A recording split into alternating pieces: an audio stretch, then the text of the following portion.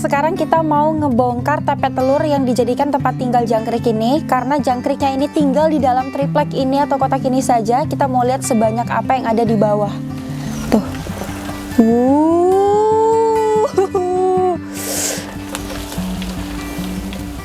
Ini jangkrik semua loh. Di bawah ada lagi tuh. Nih. Nah. Ini kalau dijumlahin per satuan itu nggak bisa Pak De ya? Karena banyak ya. Kita ngitungnya per kilo ya. Bisa, perlu anak buah banyak. Ya begitulah kan. Pak De jangkrik gigit nggak? Gigit. Gigit ya? Kalau sama cewek gigit. Oh. Nah maksud saya ada kayak rasa-rasa nyentrum gitu nggak? Ada. Kadang gigi sakit. Gue gatel. Kadang gigi sakit. Karena lagi kesal mungkin ya. Iya, dia lagi tidur diangkat-angkat nah tepet telurnya. Kesal ya? Ini kemarin sudah diambil 5 kilo nih.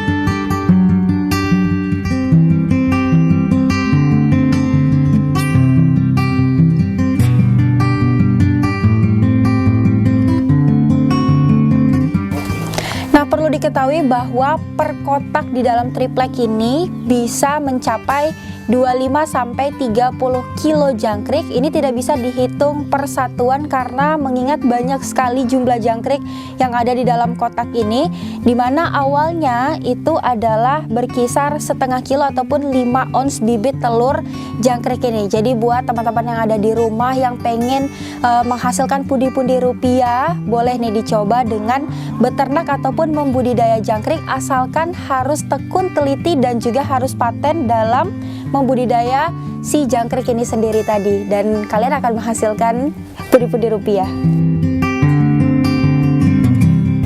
Pak De Taryono, kalau untuk sejauh ini pemasarannya kemana aja nih Pak De? Ya ini ada pengepulnya, jadi kirim luar kota juga, luar kota Jambi ya, sampai Tembilahan, Palembang, Bungo, Bangko kan, ya ndak tentu, tergantung pengepulnya tuh minta apa kirim kemana gitu, yang penting larinya kebanyakan keluar kota. Tapi yang paling penting itu kalau misalkan kita membudidaya, karena purnya mahal kan, jadi purnya, telurnya kan nanti tidak ketemu kan kasihan. Iya. Tapi kalau ada yang masarkan boleh dicoba, karena ini sebenarnya sangat mudah. Sangat mudah, setelah urus ini bisa aktivitas yang lainnya. Berarti kita bisa melakukan kegiatan lain Pak De ya, karena kan fleksibel ini ya. Harganya berapa sih Pak De? Kalau untuk bos saya, kalau perorangan ngambil per kilo gitu kan. Per kilo nih, kalau jangkrik hitam ini 30.000 sekilo. Sekilo 30.000 ya? Kalau yang madu ini satu kilonya 40.000. Oh berarti beda 10.000? Beda. Yang madu agak lebih tinggi harganya daripada yang hitam Pak De ya? Ya karena fisiknya lebih kuat yang hitam kan. Itu agak lemah, kalau salah-salah dikit dikirim kadang ada yang mati. Nah, itu jadi timbulkan rugi kan. Jadi makanya harganya ya mahal. Orang pun suka yang madu kebanyakan. Yang dicari yang madu. Yang untuk pakan-pakan ternak lain ya Pak De. Jangkrik ini untuk apa aja sih Pak De?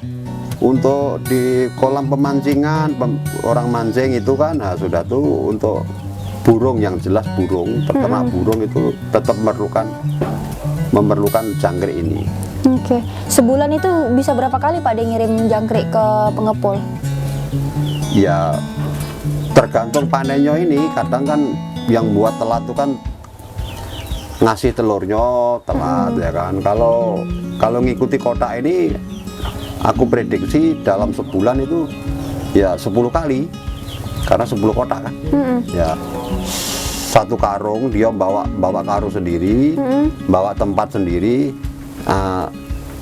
Dibayar 100.000 sekarungnya. Sekarung? Ya, 100.000. Jadi kalau ini satu kotak ini dapat 10 karung, berarti 1 juta.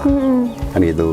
Kalau seumpama ngomong sudah dihitung kepotong pur segala macam dalam satu kotak ini, kalau dapat 1 juta kepotong 600 masih dapatlah 400. Kan gitu, kira-kira kayak gitu kurang lebihnya kan. Dari bibit yang berupa telur sebanyak 5 ons ataupun setengah kilo bisa menghasilkan ribuan jangkrik yang tersedia di dalam kotak berbentuk triplek ini, dimana kita akan melihat jangkrik lainnya yang ada di kotak di belakang rumah Pak De. Jadi Pak De itu punya 10 kotak jangkrik. Nah, 5 di depan, 5 di belakang. Nah, kalau yang di ujung itu tadi sudah siap panen untuk sore nanti tadi. Nah, kita akan ke belakang untuk melihat jangkrik-jangkrik yang lain. Dan di sebelah sana itu adalah anak jangkrik yang berusia 5 sampai 7 hari. Yuk.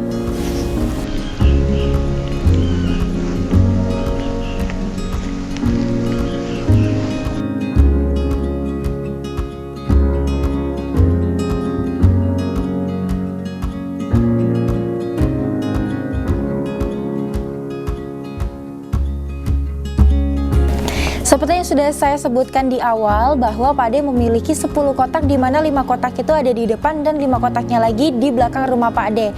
Sekarang saya di belakang rumah Pak De sendiri memanfaatkan lahan yang ada di belakang rumahnya untuk membudidaya ataupun ternak jangkrik. Sekarang ada 5 kotak masih sama dengan usia ataupun per hari dari ternak jangkrik ini berbeda-beda. Pak De Taryono ada di sebelah sana lagi mau ngasih makan nih. Oke, ini usianya berkisar 18 hari atau 2 minggu lebih pemirsa. Nanti kalau udah cukup 1 bulan itu nanti ukurannya juga akan lebih besar seperti yang ada di depan. Kali ini ukurannya masih kecil-kecil dan lagi pada mau makan nih. Pak Taryono lagi mau ngasih makan ke si jangkriknya ini. Ini jangkrik jenis madu loh. Karena warnanya tidak hitam, jadi jenisnya jenis madu. Jenis madu ini adalah jangkrik dengan kualitas super atau kualitas paling tinggi, dikarenakan protein yang dikandung dari jangkrik lebah ini lebih bagus untuk pakan ternak burung ataupun ikan saat memancing.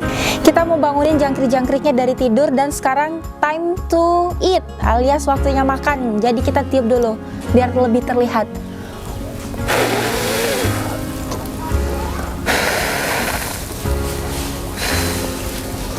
Tuh kelihatan kan jangkrik-jangkriknya? Ini karena hawanya itu makin siang makin panas, jadi dia bakal naik ke atas dan juga siap untuk makan. Nanti Bude lagi nyiapin air supaya biar bisa kita siram agar jangkriknya ini bisa dapat minum dan gunakan semprotan. Nih. Ya nanti sore sama seperti tadi kita mau nyemprot ini. Nanti aku minta sisain. Ini gunanya supaya jangkriknya ini kita kasih minum. Minumnya kayak gini caranya. Sama tidak terlalu panas hawanya.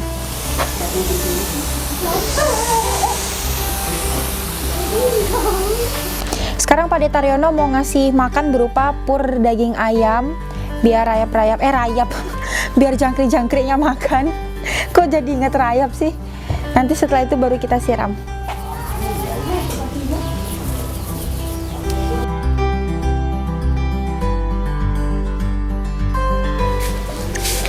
Nih pemirsa ya, jadi jangkriknya itu makanan utamanya adalah pur daging ayam ini yang warna putih-putih supaya dia cepat pertumbuhannya lebih besar dan juga lebih gemuk. Tapi selain pur ayam, makanan pendamping lainnya seperti batang pisang ini. Nih yang putih-putih ini adalah makanan untuk jangkrik juga. Terus ada daun-daunan singkong ataupun daun ubi, batang pepaya ataupun batang kates. Ini kita mau siram supaya jangkriknya naik nih ke atas.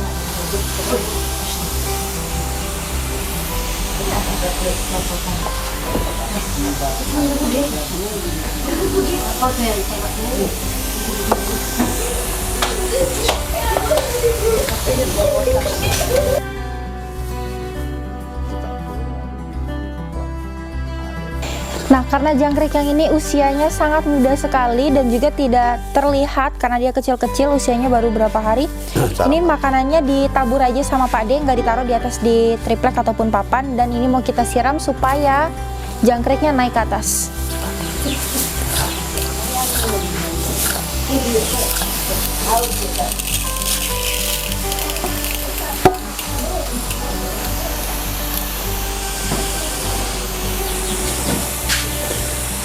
Kalau sudah disemprot, ditinggal 5 menit sudah naik ke atas semua.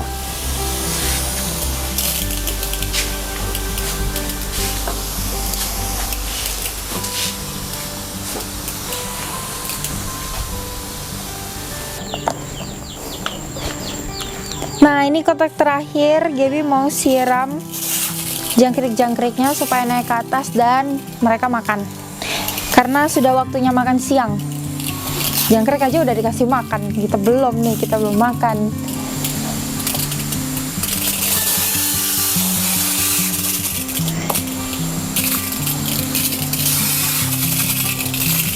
Hanya usianya berbeda-beda ya per kotaknya Pak De ya? Iya, supaya panennya bergulir, supaya jangkau. Kalau serempaan nanti jualnya susah, karena pemasarannya ini kan hanya satu orang yang ambil kemari kan. Iya.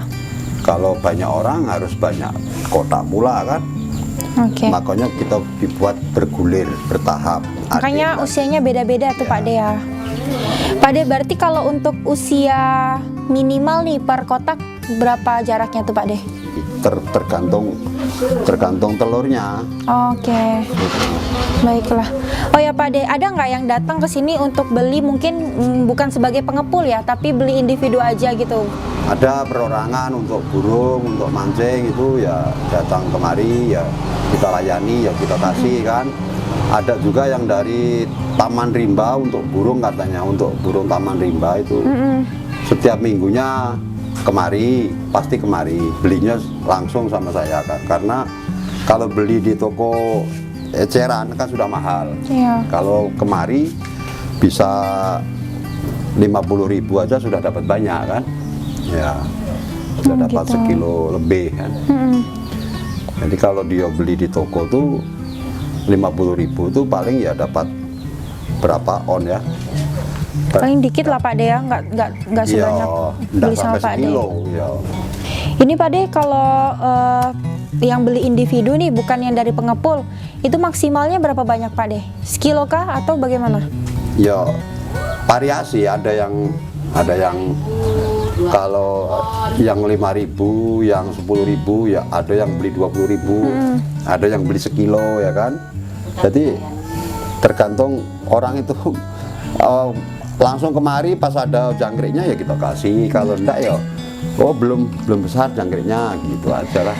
Kalau boleh tahu nih Pak De, untuk modal awal nih usaha budidaya ataupun ternak jangkrik, kita harus ngabisin ngerogoh kocek berapa? Ya awal mulanya sih ya minimal waktu itu kan kalau pertama yang dua kotak itu ya enggak banyak lah, ya paling 1 juta lebih dikit lah gitu, awal mulanya Iya. kan. Lalu dikembangkan kan Bertahap Pak De ya, sampai jadi kotaknya banyak. tambah kotak lagi, tambah konsumen, tambah kotak lagi, tambah pengepul, tambah kotak lagi gitu. Jadi bertahap, sifatnya yang penting ada yang masarkan, kita berani nambah. Ada yang masarkan, berani nambah lagi, ini masih bisa dua lagi, sini 1 lagi Masih ya, bisa Pak De ya. bisa. Yang penting intinya selain kita tekun dalam budidaya ataupun ternak jangkrik ini, kita juga punya relasi atau rekanan ya untuk jadi pengepul ya Pak De Bude ya. Iya, itu makanya harus banyak ke teman juga kan. Apabila kebanyakan serempaan, sana punya sini punya, Banjir lah jadi jangkrik di mana-mana. Jangkrik banjir kan kita susah juga jualnya kalau enggak banyak teman. Iya. Nah, kita bisa minta tolong yang dikenali, yang di Tenaga Bolong, yang di Tangkit, yang di Marene, kita bisa minta tolong, mohon bantuan, dibantu lah.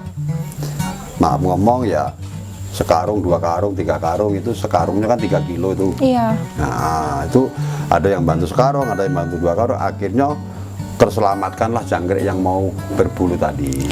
Menurut Pak De nih Pak De, untuk usaha budidaya ataupun ternak jangkrik ini gimana peluangnya Pak De? Ya bagus, peluangnya ya bagus, karena ini belum ada yang ini apa namanya berani. Ini kan sebenarnya kata orang-orang itu kan bisa dibuat apa kosmetik segala macam, tapi di sini di Jambi ini perasaan belum ada yang berani nampung gitu. Iya. Apalagi kalau ada yang berani nampung, aku rasa peternak jangkrik ini bisa diperkembangkan luas, karena pengurusannya pun tidak terlalu sulit Pak De ya. Prosesnya ya bagus, yang penting intinya ada yang masarkan. Prosesnya bagus, karena kalau saya pikir ini sangat menguntungkan, karena cara kerjanya pun tidak lama, sebentar. Apabila sudah ngasih makan ini kan, sudah selesai nih, kita bisa aktivitas lain, kerja apapun yang di luar bisa. Boleh dikatakan kalau hanya 10 kotak ini sambilan gitu. Nggak harus ditungguin, nggak. Setelah kita ngobrol panjang sama Pak D, mengulur waktu untuk membangunkan para jangkrik-jangkrik ini untuk kita memberi makan dan juga minum. Sekarang jangkriknya udah pada naik ke atas, sedang makan. Nah, kalau yang ini sudah saya jelaskan di awal bahwa jangkriknya ini masih berusia sekitar 18 hari Pak D ya. Dia bedanya paling beda per hari aja sama kotak satu dan kotak lainnya. Dikarenakan kalau panen serempak atau panennya itu secara berbarengan, nanti hasil dari panennya itu melimpah dan membuat harga jangkriknya itu bisa turun. Jadi maka dari itu kita punya strategi kita Pak D Taryono untuk membuat per kotak ini usia jangkriknya beda-beda sehingga panennya pun juga berbeda-beda. Pemirsa bisa lihat, nanti saya tiup lagi. Kita akan teknik tiup-tiup. Nah, ini anak-anak jangkriknya lagi makanin pur ayam pedaging. Ini adalah makanan inti ataupun makanan pokok dari jangkriknya agar jangkriknya itu supaya cepat besar dan juga lebih gemuk dan bisa menghasilkan jangkrik-jangkrik yang sehat dan juga berkualitas. Nah Pak D, ada nggak sih musuh terberat ataupun mungkin kendala paling sulit nih selama Pak D membudidaya ternak jangkrik ini? Ya ada, kadang kalau kita sebut ya virus lah, tahu-tahu tuh hilang, tahu-tahu kayak kering gitu. Jadi tahu-tahu begitu panen kurang, hasilnya kurang, tidak bisa memuaskan karena dikarenakan virus tadi, apakah itu perubahan iklim atau perubahan cuaca ini kita tidak tahu. Ya sudahlah, berapa dapat ya kita syukuri aja lah. Gitu. Kalau dihitung kotornya itu ya minimal 900 bahkan 1 juta. Kalau sudah kita hitung kalkulasi pakai ini makanannya dari purnya, dari telurnya, berkisaran ya masih dapat lah bergaji 300 atau 400 ribu gitu per bulannya. Per bulan itu bersihnya Pak D? Dalam 1 kotak. Oke, 1 kotak dikalikan 10 kotak berarti Pak D ya? Iya. Membudidaya ataupun berbisnis ternak jangkrik adalah salah satu pilihan untuk mendapatkan pundi-pundi rupiah, di mana cara ternaknya pun mudah, cara pakannya pun juga mudah, dan tidak membutuhkan biaya yang besar serta tempat ataupun lahan yang besar juga. Nah, seperti apa ternak jangkrik ini? Nah, pemirsa bisa saksikan Jambi TV dan bisa mencontoh berbisnis budidaya jangkrik.